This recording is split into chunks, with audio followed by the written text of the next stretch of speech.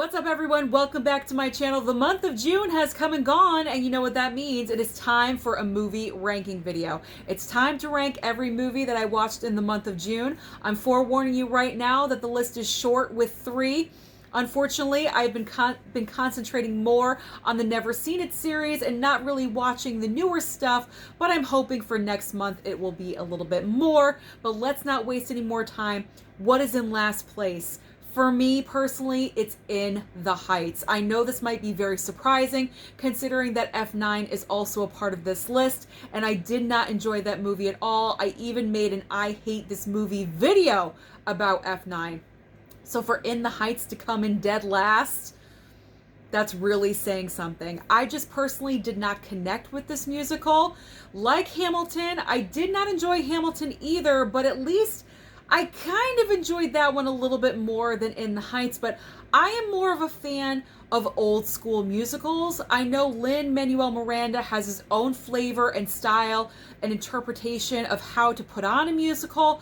I personally do not enjoy it. I feel like, I don't know, you don't need to sing every single piece of dialogue. There can be those moments where it's just straight dialogue and not singing. We don't get a lot of that. I found that quite annoying, and the movie went on way too long for me. It is over 2 hours.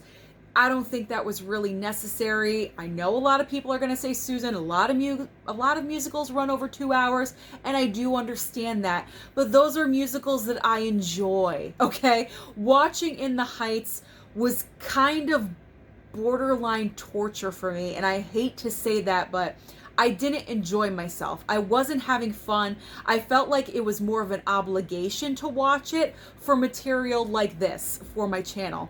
So unfortunately, I just did not click with In the Heights. Let me know down below what you thought about In the Heights and if you liked it. If you enjoyed it, I'm so happy. That is what it's all about. Individual opinions. In the Heights personally just was not for me. Coming in the second spot is F9. It's not getting the number 1 spot. You already know that. So it is F9. I did not enjoy this movie.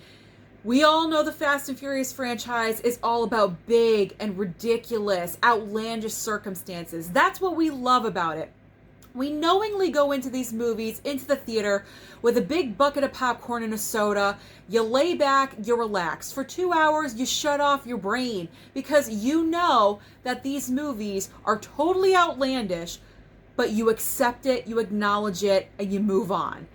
F9, however, kind of goes a little bit too far from the ridiculous into the absurd. The whole montage of sending 2 of their crew members into space to smash into a satellite is completely and utterly ridiculous. The Fast and Furious franchise has officially jumped the shark, in my opinion, with the 9th installment. And considering we have 2 more movies coming down the pipeline, I guess it's going to be part 10 split up into 2 different movies. Thank God, we don't need any more than that. I'm kind of questioning, where do we go from here? Are we doing time travel? Are we really going to merge with Transformers or Jurassic Park? What are we doing? Because after you go into space, what is left? Because I know this franchise is all about topping itself and going faster and further than before. So after you go into space, what are we doing? Vin Diesel, please let me know what we're doing. The number 1 spot, obviously, is for A Quiet Place Part 2. Now, granted, this movie opened at the end of May, but technically I did not watch it until the very beginning of June, so it is a part of the June rank list. I love this movie. It is very rare when a sequel can be as good, if not better, than the original, and A Quiet Place Part 2 definitely falls into that category. John Krasinski is so incredibly talented. He took on this project as the sole writer and director, and he was just fabulous and amazing of telling this wonderful continuation story of this family that we are emotionally invested in. We want them to be safe. We want them to make it.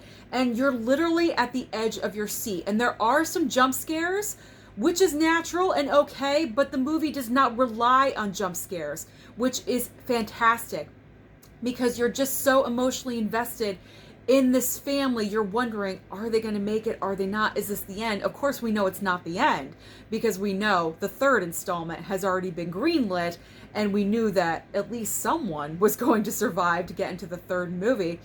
But I loved how the daughter, Millicent Simmons, I believe her name is, the actress, she took on the lead role. She dominated in her performance, and she had great chemistry with, what's his name, Cillian Murphy, and it was just a fantastic watch. So A Quiet Place Part 2 is the #1 movie that I watched in the month of June. Let me know down below, what are your rankings? What movies did you watch in June? Don't forget to like and subscribe, and I'll see you next time.